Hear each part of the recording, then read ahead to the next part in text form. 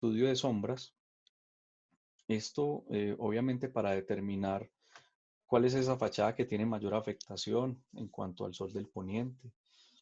También a determinar cómo el régimen de sombras de edificios circundantes o de nuestro propio edificio genera un impacto en las fachadas propias del proyecto o en las zonas comunes del proyecto. Pero también para determinar eh, aquellos elementos de sostenibilidad que podemos vincular haciendo aprovechamiento de la radiación, como lo son los paneles fotovoltaicos. En el tema de mecánica solar, estamos mostrando tres momentos en los cuales podemos resumir el año, los solsticios, como es el 21 de diciembre, el solsticio de invierno, o el 21 de junio, el solsticio de verano, para quienes estamos desde luego en el hemisferio norte. Medellín está a 6 grados en latitud norte. Y un momento de equinoccio, que sería el 21 de septiembre o 21 de marzo.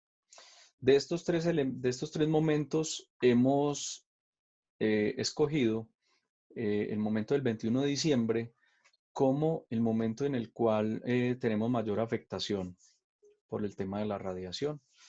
En este gráfico de abajo a la izquierda vemos cómo en el 21 de diciembre, que sería el momento más crítico del poniente, tenemos la fachada sur occidental con un nivel de exposición superior pues como al resto del proyecto, por lo cual se toman decisiones como esta, por ejemplo, llevar los puntos fijos, ascensores, escaleras y también la ubicación de dos vacíos de manera estratégica en dicha fachada. Entonces, en este caso, para el tema de las oficinas, hay un vacío ubicado en la fachada sur occidental y también para el tema de lo residencial, hay otro de los vacíos ubicado también en la misma fachada. También en el tema de vientos, desde aquí iniciamos haciendo unas propuestas que si bien pueden ser intuitivas, ya por nuestro conocimiento de la zona, de hecho nuestra oficina queda por el mismo sector, em, entendemos unas dinámicas que hay asociadas al tema de los vientos, como por ejemplo a partir de la rosa de los vientos del IDEAM, pues entender las corrientes predominantes que ya las sabemos, conocemos que más de un 25% del tiempo tenemos el viento predominante desde el norte, pero también unas células convectivas que tenemos ya en las horas de la tarde y entrando la noche de vientos que vienen desde la parte oriental, es decir, unos frentes fríos que bajan desde Santa Elena por el corredor de Ayacucho y son elementos que nos van a servir bastante para hacer unas ventilaciones y unas renovaciones pasivas de aire en el proyecto. De ahí también la importancia de ubicar algunos elementos de alto desempeño ambiental eh, y, ¿por qué no?, de ornamento dentro del edificio que nos ayuden a complementar como estas gestiones que queremos tener desde la ventilación.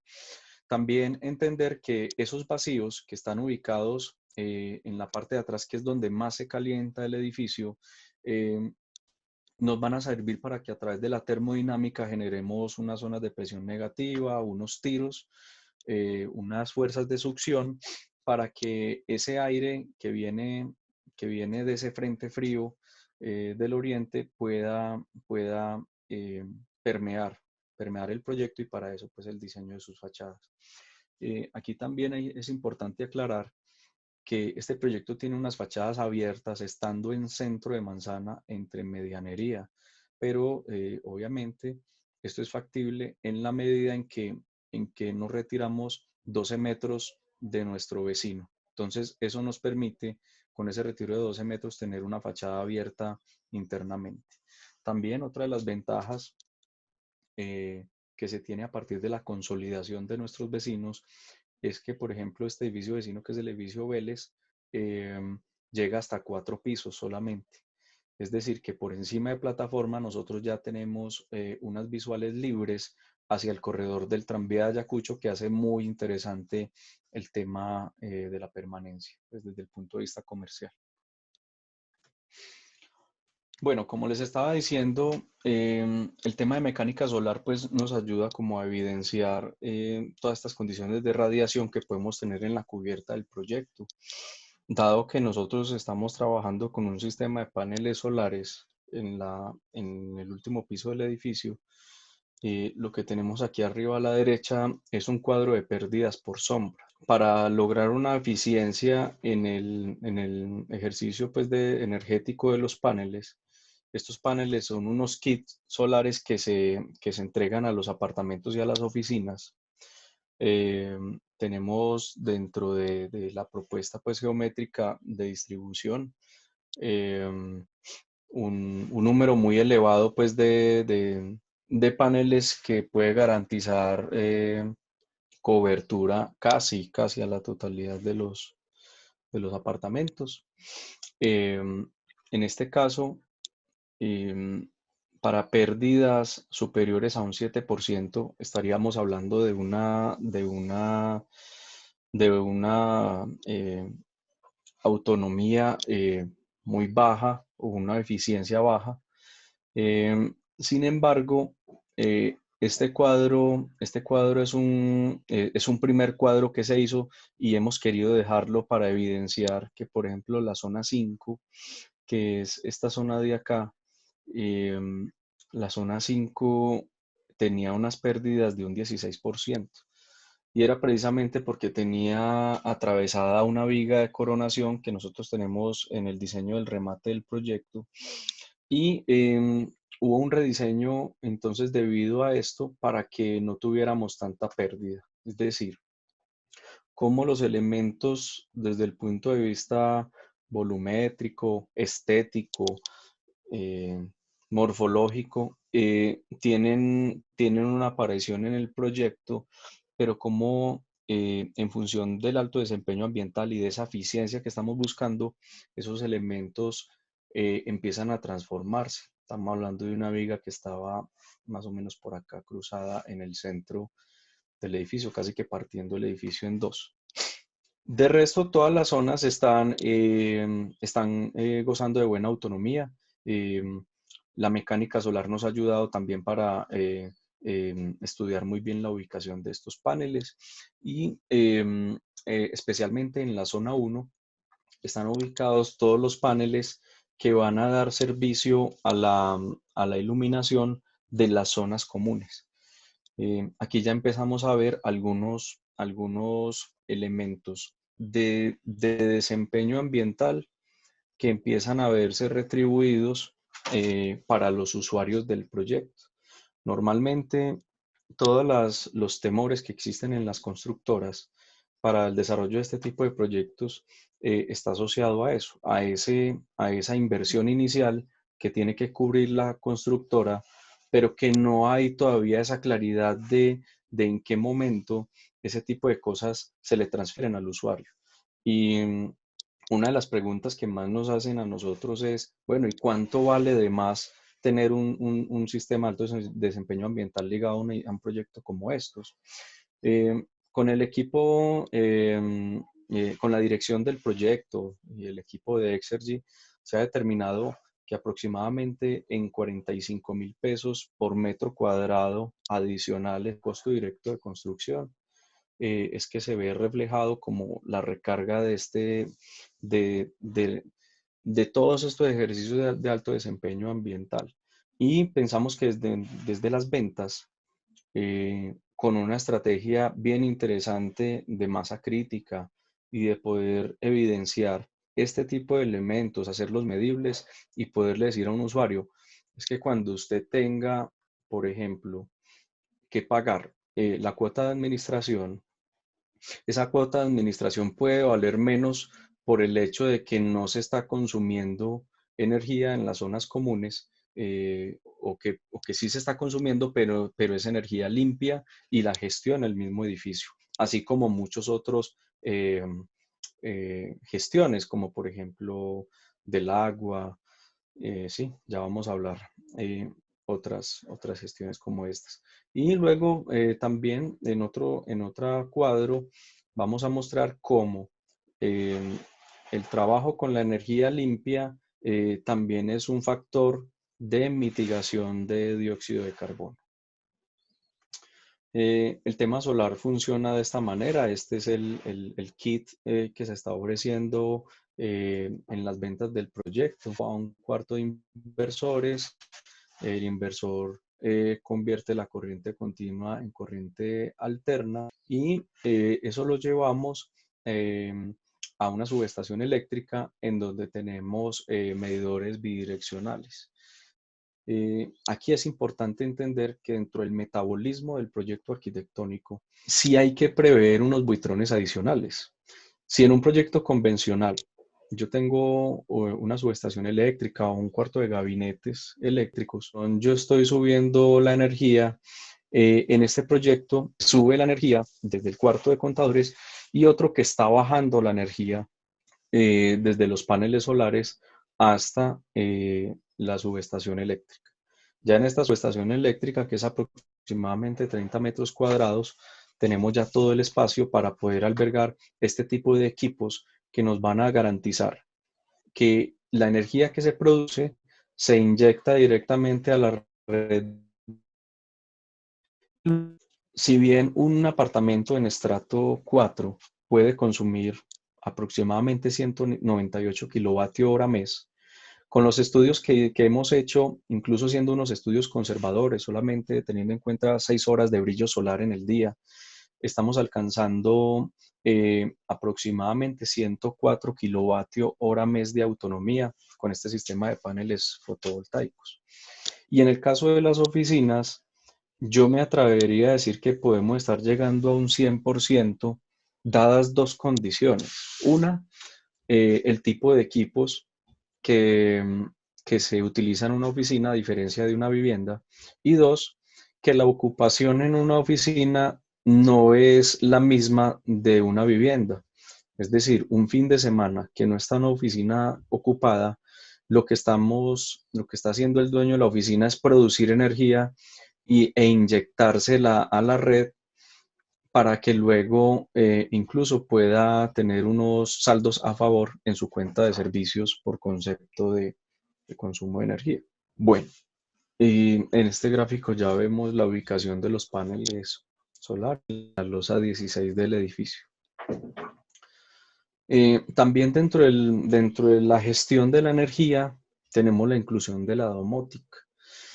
Pues la importancia de esto, pues más allá de ser un elemento tecnológico apropiado del hábitat, lo que estamos haciendo es también garantizar con la sensorización, pues también el uso apropiado y eficiente de la energía, como por ejemplo el control de la iluminación de manera remota desde celulares o tablets, también eh, el ahorro de la energía, es decir, un sistema que nos permita optimizar mucho el uso de la misma y llevarnos hasta un máximo de un 35% del consumo para el tema de iluminación. También las funciones de seguridad en el proyecto, el simulador de presencia y algunas otras soluciones adicionales de domotización, como por ejemplo sensores de presencia, alarma y cortinas. Bueno.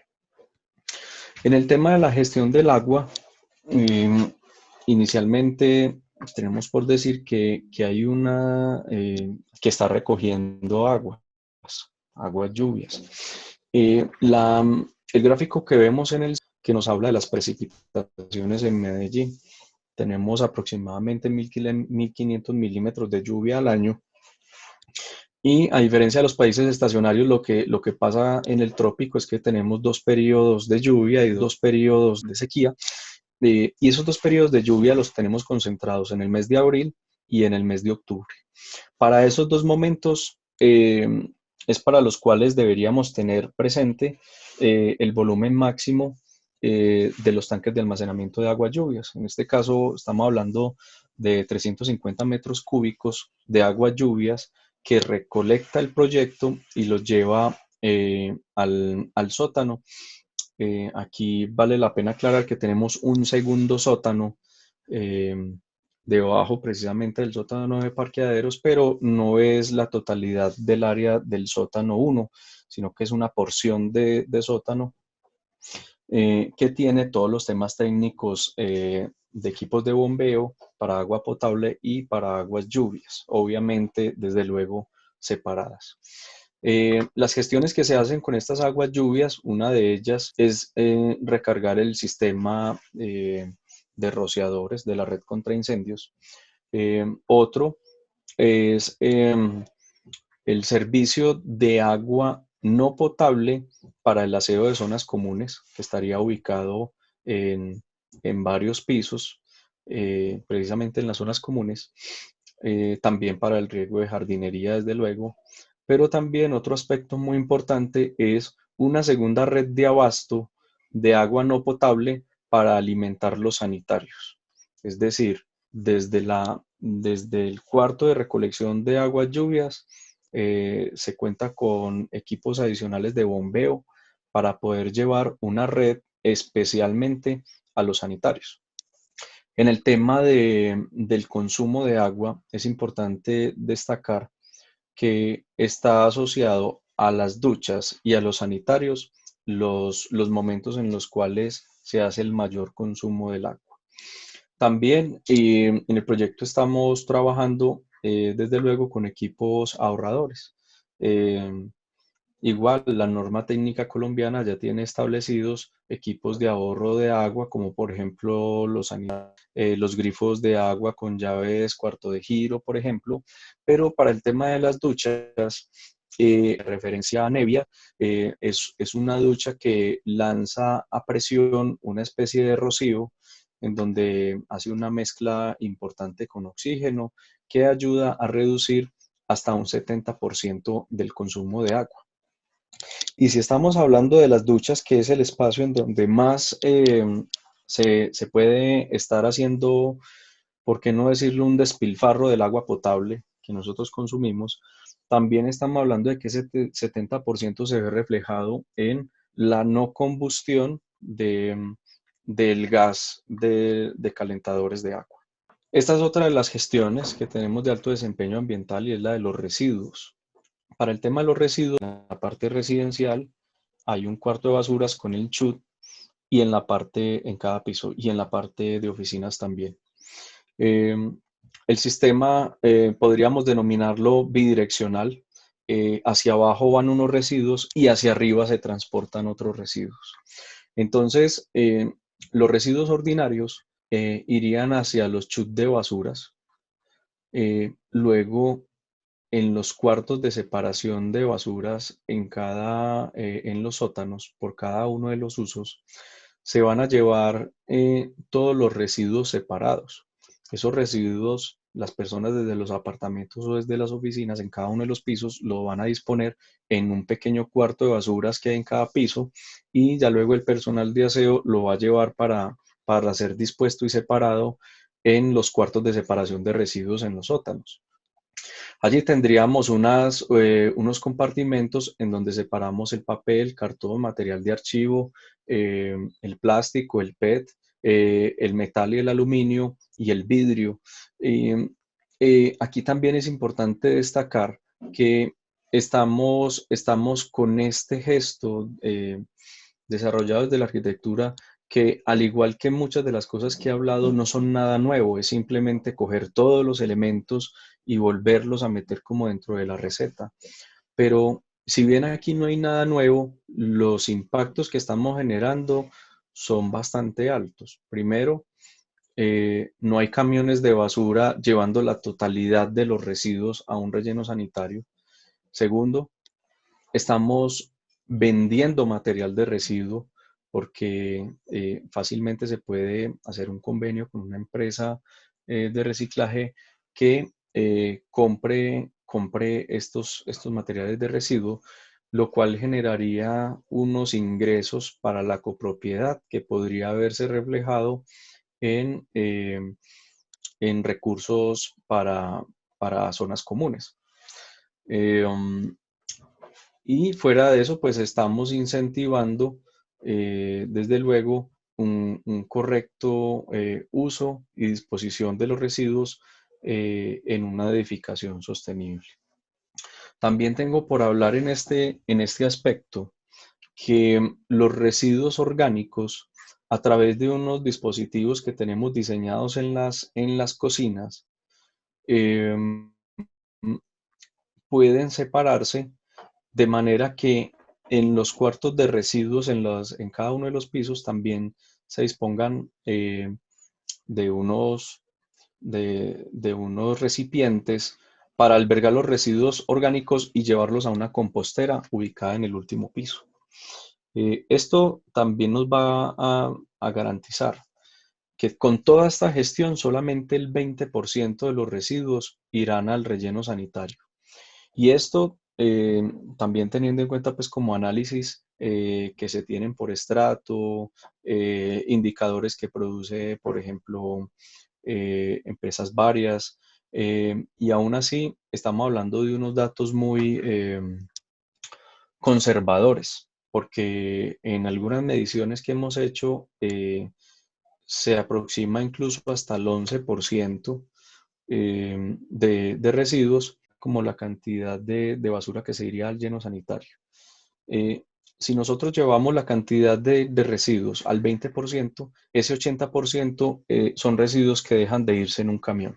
Bueno, desde luego, tengo que decirlo, como estamos hablando de una promesa de ventas, muchos de los ejercicios que hacemos de cálculo junto con Exergy los hacemos de manera conservadora porque obviamente debemos estar muy seguros y muy tranquilos con la calidad de la información y de los datos que se construyen. Para este caso, desde luego, de ingenieros que trabajan la eficiencia energética, que trabajan todas las mediciones ambientales, que nos garantizan pues también tener como mucha fidelidad en la información. En el tema de bicicletas, es importante hablar en este punto que el proyecto promueve el tema de la movilidad limpia. Incluso en su mismo patio de acceso tiene un corredor para poder andar en bicicleta saliendo del proyecto o ingresando al proyecto. También tener unos sistemas de ahorro de espacio para estacionar las bicicletas y tener unas estaciones de carga de bicicletas eléctricas. Uno de los discursos que siempre hemos trabajado es si en un modelo convencional comercial una constructora pudiera dotar un gimnasio, por ejemplo, con equipos de gimnasio, pues ¿por qué no dotar también un proyecto con equipos de movilidad como bicicletas eléctricas? Eh, esa idea ha calado bastante y estamos trabajando en eso, en poder hacer como una especie de dotación de unas cuantas bicicletas, de manera que uno de los residentes pudiera coger una de ellas y salir por todo este corredor que tanto está incentivando la movilidad limpia como lo es el corredor del tranvía y lo evidenciamos constantemente. La gente utiliza mucho ese corredor del tranvía para moverse en bicicleta, y en otros sistemas como monopatines eléctricos y sistemas bastante interesantes que propician la movilidad limpia. Eh, la eliminación de barreras arquitectónicas, la continuidad de superficie y todo esto que ha pasado en el diseño de urbanismo y de superficies en el entorno del tranvía propicia mucho todo este tipo de elementos o de movilidad de estos aparatos. Bueno, ahí está una de las imágenes del ingreso al proyecto. Bueno, también en el tema de vegetación se ha hecho una selección de especies fitorremediadoras, de cuáles son las especies que más tienen esa capacidad de capturar el dióxido de carbono, de cogerlo del ambiente y hacer algún proceso con ellas, bien sea la evapotranspiración, bien sea la rizofiltración y muchas de las funciones que tienen las plantas, pero en este caso, vuelvo y repito, las que mayor capacidad tienen de retención del material particulado. Eh, siendo un edificio que está en el centro de la ciudad, podemos estar hablando de más de 10 árboles, especies arbustivas sembradas en el proyecto, incluso en varios pisos. ¿Sí? Cuando estábamos hablando de esa idea de florecer, Estamos también ubicando unas especies arbustivas en diversos pisos de la torre, como por ejemplo el piso 4, el 7, el 9, el 13 y el 16. También en torno a ellos hay unos elementos en consecuencia con lo estructural, con esa viga que va y abraza y esa viga se convierte en un jardín, por eso pues, la denominamos así las vigas jardín dentro del proyecto. Y algunos otros elementos que ayudan como a establecer ese ambiente, esa atmósfera de arquitectura verde entrando al proyecto, incluso con un muro en tapia, con especies enredaderas ordenadas pues en ese trayecto. Aquí está la selección de especies. Vuelvo y les digo, estas especies son las que primero encontramos normalmente en nuestro entorno urbano, eh, pero también son especies que nos sirven para hacer como la mayor captura de dióxido de carbono posible. También hay que tener en cuenta que son especies que, por ejemplo, en el caso de las arbustivas, podamos tener sembradas en pisos superiores, de manera que la ingeniería pueda hacer los cálculos necesarios para poder sostener. Eh, es importante también destacar que a pesar de ser un proyecto que está ubicado en el centro de la ciudad, tiene 264 y fracción del metro de cálculo, tenemos aproximadamente una captura de 5 toneladas de CO2 al año. La importancia de las cubiertas vegetales en la parte de atrás, en la losa 15, hay un playground, una zona verde en grama eh, que pudiera salir, ¿por qué no decirlo? Para salir a hacer un picnic o tener como un espacio en el cual esa zona verde, esa área natural que en algún momento fue así de natural en la ciudad, el edificio la pueda reponer en una de sus cubiertas, pueda garantizar muchos de los aspectos que se mencionan aquí a la izquierda, que son como, por ejemplo, reconfigurar un paisaje urbano desde el punto de vista ambiental, conservar especies de fauna y flora, hacer una retención de la filtración y filtración de las aguas lluvias. Es decir, este tipo de gestos también mitigan las escorrentías urbanas, que es un aspecto importante desde el cual las edificaciones pueden ayudar de manera puntual a todo ese evento urbanístico. También aquí en la parte de atrás se ve la ubicación de la compostera, que es, eh, que es un sistema tipo bandeja que puede ayudarnos con la transformación de los elementos orgánicos en material de compostaje y de abono, precisamente para las especies que tenemos vegetales en la edificación. También hay un jardín vertical, si bien normalmente los modelos actuales en ventas y comerciales están mostrando mucho este auge de sistemas verticales verdes asociados a las edificaciones. Es importante decir que en este proyecto este elemento aparece, pero también tiene unas funciones ambientales importantes y no solamente comerciales. En este caso, este muro cumple una función de evapotranspiración. Lo que hace es coger la corriente predominante de viento. El viento se va a filtrar por la vegetación va a robarle calor al aire y ese a través de de ese sistema húmedo, de ese sistema vegetal, y el aire podría entrar con 5 grados de temperatura menos al interior del espacio. Esta es una idea que tenemos de una refrigeración pasiva en la zona de las oficinas. En las estrategias de mitigación, para resumir, hemos hecho a través de los análisis convencionales de ciclo de vida de las construcciones. Aquí es importante tener en cuenta que los análisis de ciclo de vida estándares se hacen para periodos de 40 años de uso de una edificación. Tienen en cuenta la generación de los materiales desde su extracción, transformación, transporte y ubicación en obra, también su uso y de construcción. Para este ejemplo, estamos citando el tema del ladrillo, el bloque ecológico de fachada, que no les había comentado, pero desde la elección de materiales también estamos trabajando fuertemente en cuáles son esos materiales que mitigan también impactos ambientales, como por ejemplo el bloque ecológico que está producido con un 80% de material agregado reciclado de residuos de la construcción. Y también el cemento. Tomamos estos tres elementos para hacer, a manera de ejemplo, un análisis de ciclo de vida de estos siendo como los más predominantes dentro del proyecto.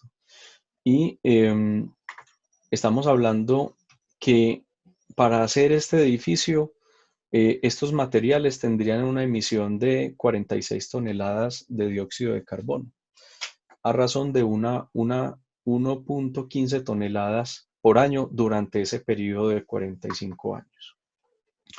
Para mitigar este efecto de construcción, que es inevitable en cualquier tipo de proceso constructivo, tenemos entonces la gestión de la energía limpia que nos mitigaría 8.2 toneladas de CO2 al año.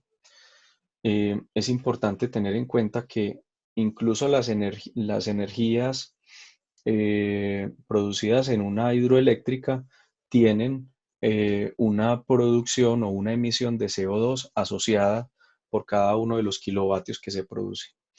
También la gestión de los residuos, al mitigar o evitar el transporte de material en camiones, nos genera, y este ha sido como un hallazgo que hemos tenido en el proyecto, es de todas las mitigaciones, la que mayor impacto positivo genera en la sostenibilidad, y es la correcta gestión de los residuos, es la que garantiza 694 toneladas de CO2 al año mitigadas precisamente por este uso adecuado y tratamiento adecuado de los residuos. Vuelvo y digo, es el componente vegetal que nos ayuda en 4.8 toneladas de CO2 al año. Estamos hablando de un total de mitigación de 707 toneladas de CO2 al año. Se nos puede salir de este ejercicio algunas otras medidas, como por ejemplo, a través de la correcta gestión del agua, estamos dejando de calentar el 70% del agua en duchas y algunas otras gestiones que pueden tener algunas otras mitigaciones adicionales. Vuelvo y digo, en este ejercicio corto, estamos hablando a través de estas medidas principales de mitigación, el edificio podría en 2.6 años mitigar los 46 toneladas de los tres materiales principales. Es decir, cómo un proyecto puede amortizar de manera rápida la cantidad de material particulado que se emitió para su propia construcción. Cosa que de ahí en adelante el proyecto podría estar mitigando de manera adicional no solamente el dióxido de carbono que se ha producido para su construcción, sino el que se produce por factores externos en la zona donde el edificio se encuentra. Y aquí es donde de alguna manera empezamos a, a demostrar o a comprobar el por qué es importante vincular todos estos elementos de alto desempeño ambiental al proyecto constructivo. Eh, Aquí ya en esta ficha estamos eh, mostrando en detalle cómo se han hecho los cálculos para cada uno de los elementos. Por ejemplo, para el tema de paneles solares, entre un 45 y un 50% de autonomía. Ya aquí sí nos vamos aproximando un poco más a lo que cada una de las gestiones más exactamente puede estar ayudando a mitigar en esa huella de CO2. También la gestión de los residuos, que ya la venía hablando, solamente el 20% iría al lleno sanitario. El tema de las superficies vegetales, están las zonas en donde se están vinculando todo este tema de vegetación, y el tema del agua que ya lo había comentado. La metodología BIM también nos ha ayudado a hacer esta arquitectura mucho más comprobable de manera organizada. Eh, pues es importante también tener en cuenta que dentro de la oficina pues tenemos un equipo capacitado en este ejercicio y también la empresa Exergy tiene a bordo a Daniela Cadena, una BIM manager que lo que está haciendo es ayudarnos dentro del equipo de trabajo a consolidar todos los elementos técnicos del proyecto. Em, Esto tiene que ver con vincular en la etapa de diseño e incluso de manera colaborativa todos los elementos que componen el proyecto constructivo, como lo es la parte estructural, lo arquitectónico y todos los sistemas mecánicos y de redes. En este caso, hemos podido, vuelvo y digo, de manera colaborativa con todo el equipo de ingeniería, coordinar cuáles son los buitrones, dónde tenemos colisiones, dónde tenemos inconvenientes para, por ejemplo, el transporte, los viajes verticales y horizontales de elementos como redes eléctricas, hidrosanitarias y de abasto. Y sobre todo es importante tener en cuenta que la medición de todos los aspectos de constructivos y de cantidades y de rendimientos se hace mucho más precisa y exacta a través de este sistema. También entender que si uno tiene, por ejemplo, dos redes de abasto y una de ellas es potable y la otra no lo es muy importante hacer una adecuada gestión y muy cuidadosa de por dónde es que van todas estas redes. Y para eso este sistema de diseño nos ha servido bastante. Ya algunas imágenes de referencia del proyecto, como en zonas comunes el gimnasio o, por ejemplo, un jacuzzi en la parte de atrás, que son, vuelvo y digo, dentro de un esquema comercial y de ventas. También es importante hablar de los coworking. El proyecto tiene dos coworking en zona común. Esto quiere decir que yo puedo salir de mi casa, de mi apartamento, ir a la zona común del coworking y tener todo un día de trabajo tranquilamente, pedirme un café en uno de los locales de conveniencia del primer piso. Y la idea es que esto ayude a complementar el proyecto Ayana Verde como centro de vida, como un espacio en donde yo puedo tener una estancia larga, una alta permanencia y no afectar de alguna manera algunas otras dinámicas de la ciudad como son la movilidad innecesaria o los movimientos pendulares dentro de la ciudad.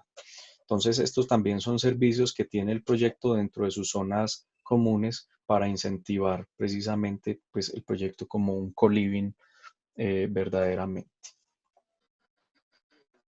Bueno, finalmente este es el render del proyecto, el render de ventas. Aquí tengo que de todas maneras dar los agradecimientos al equipo de trabajo de Así entonces Arquitectura y al equipo de Exergy. Entre todos ayudar a hacer un proyecto que como este hay pocos realmente en los conocimientos que tenemos y en nuestro desarrollo en el medio de proyectos de sostenibilidad.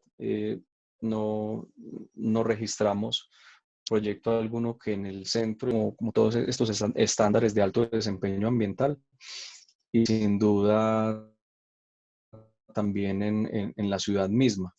Si bien conocemos que hay muchos proyectos que buscan certificaciones ambientales, pero que estén en residencial, o proyectos que vinculen sin duda el tema ambiental a través de la vegetación, hay algunas otras gestiones que se escapan. Por eso sí tengo que decirlo que es un proyecto que trata de tomar la mayor cantidad de elementos de alto desempeño ambiental y gestionarlo dentro del proceso constructivo.